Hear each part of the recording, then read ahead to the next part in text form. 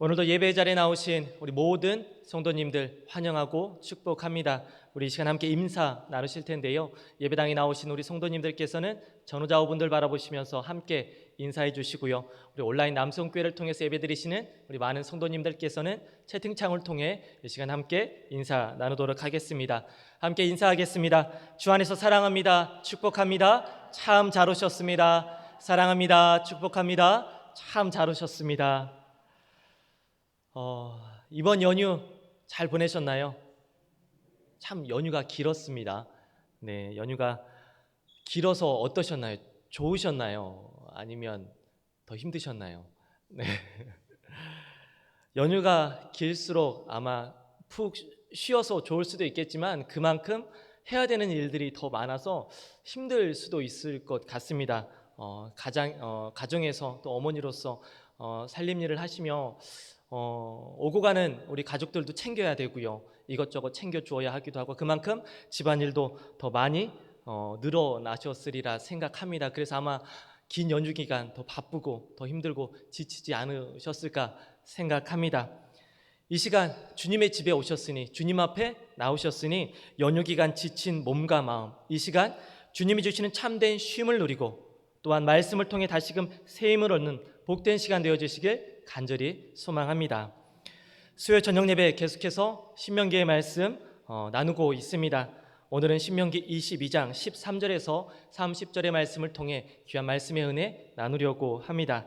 오늘 말씀을 통해 우리에게 예비하신 귀한 은혜가 이 시간 가득 넘치길 간절히 소망합니다.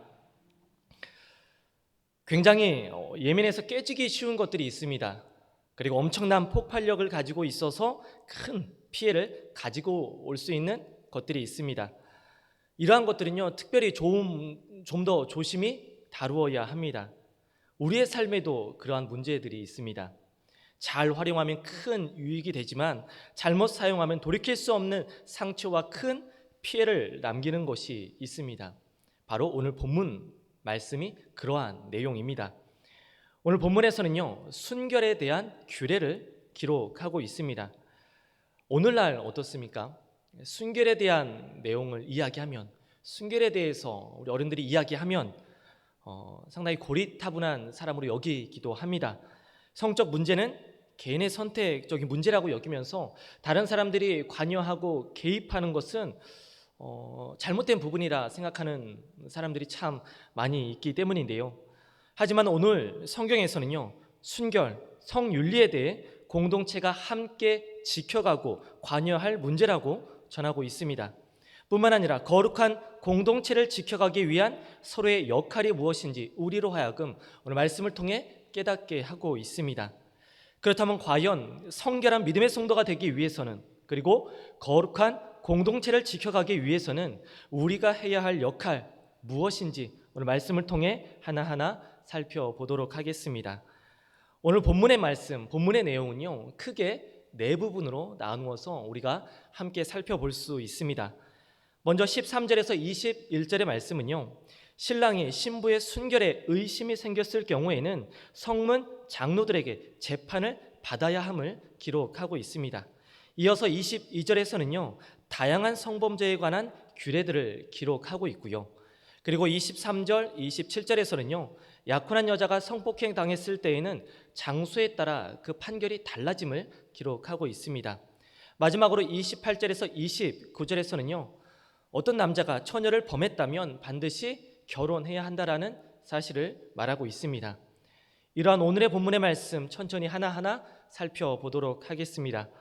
먼저 오늘 본문에서는요, 남편이 실증이 나서 아내를 쉽게 버려서는 안 된다고 기록하고 있습니다. 그러면서 한 가지 상황을 설명하고 있습니다. 오늘 본문 13절에서 15절의 말씀입니다. 누구든지 아내를 맞이하여 그에게 들어간 후에 그를 미워하여 비방거리를 만들어 그에게 누명을 씌워 이르되 내가 이 여자를 맞이하였더니 그와 동침할 때에 그가 처녀임을 보지 못하였노라 하면 그 처녀의 부모가 그 처녀의 처녀임표를 얻어가지고 그 성문 장로들에게로 가서, 결혼 후에요, 아내가 마음에 들지 않았습니다. 마음에 들지 않아 아내에게 누명을 씌우고 결혼을 무효로 합니다. 심지어 장인에게 지참금을 돌려받으려 하는 자가 있었습니다. 이것은 결코 남편과 그 아내 둘이서 해결할 수 없는 문제입니다. 그만큼 큰 문제였습니다. 그렇기 때문에 성읍 장로들이 개입해야 하는 그러한 큰 문제였던 것인데요. 그래서 장로들이 그 문제를 확인하여 만약 그 남자의 말, 그 남자가 모함하며 여자를 이렇게 억울하게 했던 그 사실이 거짓이라면, 거짓으로 드러난다면 그는 공개적으로 매를 맞고 장인에게 벌금을 주어야 했습니다. 뿐만 아니라 평생 아내와 이혼할 수 없게 했습니다. 하지만 실제로 그 남자가 했던 그 모든 말이 사실로 드러난다면 성읍 사람들은 그녀를 돌로 쳐 죽여야 했습니다. 이처럼 당시 이스라엘은요, 결혼 관계의 신성함을 지키는 것, 그것은 개인적인 문제가 아니라 공동체 전체가 개입해야 하는 중요한 문제로 여겼습니다. 그런데요, 사실 이 같은 일이 일어난 것, 이 같은 문제가 일어난 것은요, 바로 마음에 의심과 미워하는 마음이 생겨났기 때문입니다. 마음에 의심이 생기고 그 마음이 커지고 결국 그 미워하는 마음 가운데 해서는 안 될 그러한 억울한 누명까지 씌우는 일이 벌이게 되었던 것입니다. 그렇습니다. 의심과 미움은요, 어디에나 있을 수 있습니다. 하지만 미움 때문에 악을 행하는 것, 절대 어떠한 상황 속에서도 용납할 수 없습니다. 특히 약자인 아내를 미워해 누명을 씌워 비방거리로 만들었다면 가정의 문제를 뛰어넘어 공동체가 함께 다루어야 하는 큰 문제였던 것입니다. 우리는요, 때로는 자신의 감정을 굉장히 크게 생각합니다. 그래서 자신의 부정적인 감정이 마음을 지배하게 되면 잘못된 방법으로 그 문제를 해결하려고 합니다. 복수심에 불타오를 때 우리의 마음 가운데 어떠한 생각이 들게 됩니까? 당한 만큼 돌려줘야 한다. 이러한 생각으로 복수를 통해서 자신의 마음을, 자신의 그 답답한 그 억울한 마음을 해소하려는 그러한 마음이 생기게 됩니다. 부정적인 마음을 품을 수 있습니다. 하지만 결코 잘못된 방식으로 그것을 해소해서는 안 되는 것입니다. 그 순간 죄의 영역으로 들어가기 때문입니다. 결혼 후에 마음이 변한 남편이 비방거리를 만들어 아내에게 누명을 씌워 고소합니다. 이 같은 남편의 부정적인 행동은요, 부정적인 결말을 발생하게 됩니다. 바로 누군가는 벌을 받아야 하는 그러한 상황을, 그러한 결론을 맞이할 수밖에 없는 것입니다. 부부관계는요, 이렇게 공개적으로 드러내서 잘못을 가리는 그러한 관계가 아닙니다. 믿음과 사랑이 먼저 우선되어야 하는 가장 작은 믿음의 그런 관계, 믿음의 공동체입니다. 의심과 미움보다는 사랑이 앞서야 하는 것입니다. 우리는 성경을 통해 그런 모습을 실천했던 인물을 살펴볼 수 있습니다. 마태복음 1장 18절에서 19절의 말씀입니다. 예수 그리스도의 나심은 이러하니라. 그의 어머니 마리아가 요셉과 약혼하고 동거하기 전에 성령으로 잉태된 것이 나타났더니 그의 남편 요셉은 의로운 사람이라 그를 드러내지 아니하고 가만히 끊고자 하여. 아멘. 그렇습니다. 마리아 남편 요셉은요, 드러내지 않았습니다. 침묵하고 조용히 넘어가려 했습니다. 배려와 온유함으로 아내를 대했던 것입니다. 성경은 그런 요셉을 가리켜 의로운 사람이라 말하고 있습니다. 이처럼 부부간에는요, 사랑과 존중과 배려가 먼저 우선되어야 하는 것입니다. 그리고 이것은요, 부부관계뿐만 아니라 우리의 공동체 안에서도 동일하게 주어지는 모습이기도 합니다. 믿음의 공동체인 우리 안에서도요, 나의 부정적인 감정으로 공동체를 훼손하는 그러한 모습이 아니라 서로를 향한 사랑의 마음이 먼저 우선되어야 하는 것입니다. 문제를 드러내고 누구에게 벌을 가하기보다 사랑으로 품을 수 있어야 한다는 것입니다. 오늘 예배하는 우리 모두가 이같이 언제나 모든 관계 속에서 사랑과 존중으로 그리고 배려함으로 우리의 마음을 잘 다스리며 믿음의 공동체를 잘 지켜갈 수 있기를 간절히 소망합니다. 무엇보다 내 안에 있는 모든 문제를 나의 감정이 아니라 하나님의 은혜로 잘 해소하고 해결해 나갈 수 있기를 간절히 소망합니다. 이제 이어지는 22절에서 27절에서는요, 순결함을 더욱더 강조하고 있습니다. 당시에는요, 이스라엘의 우상 숭배를 성적 타락에 빗대어 표현하기도 했습니다. 그만큼 성적으로 온전함을 유지하는 것 굉장히 중요한 문제였다라는 것입니다. 성적 타락은요, 다윗과 밧세바 사건처럼 위대했던 왕이 거의 파멸 직전까지 가는 굉장히 큰 문제였습니다. 우리가 성적 온전함을 유지해야 하는 그 이유가 바로 여기 있기도 합니다. 당시의 간통에 대한 처벌은요, 바로 죽음이었습니다. 공동체를 구성하는 근간인 가정을 깨트리고 이스라엘 공동체를 깨트리는 그 죄였기 때문입니다. 절대 용납받을 수 없었습니다. 성적 타락 자체도 악한 것이지만 더 심각한 것은요, 바로 가정을 파괴한다는 것이었습니다. 부부는요, 가정의 기초로서 서로 헌신하는 관계입니다. 약속의 관계입니다. 이스라엘과 하나님의 언약 관계도 바로 그러한 관계입니다. 하나님의 백성이 하나님께 신실해야 하는 것처럼 부부 또한 서로에게 신실해야 하는 것입니다. 그렇기 때문에 이스라엘 공동체 내에서 성범죄는 살인과 같은 중대한 범죄로 다뤄졌습니다. 왜냐하면 성범죄는 하나님 앞에서 이루어진 그 혼인 맹세를 깨트리는 굉장히 큰 죄였기 때문입니다. 그래서 오늘 말씀에서는 결혼뿐만 아니라 약혼한 관계에서도 결혼한 것과 마찬가지로 여겼습니다. 오늘 본문 22절, 23절, 24절의 말씀입니다.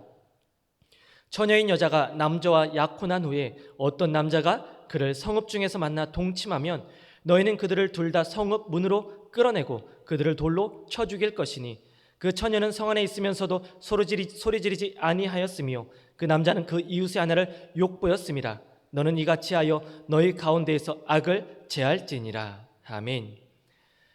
유부녀나 약혼한 여자를 범한 남자는요, 반드시 죽임을 당할 수밖에 없었습니다.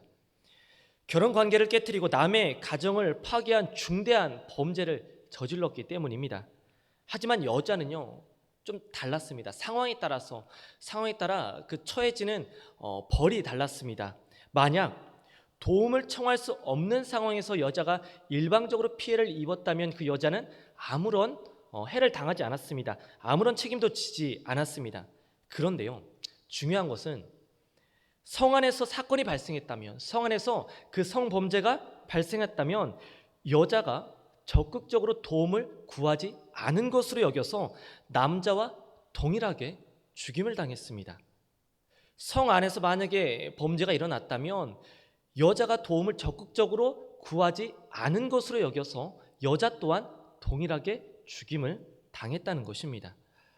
잘 한번 기억해 보시기 바랍니다. 이것은 한 가지 사실을 전제하고 있습니다. 그것은 바로 성 안에서는요, 적극적으로 도움을 청하면 누군가 도와줄 수 있었을 것이라 보았던 것입니다.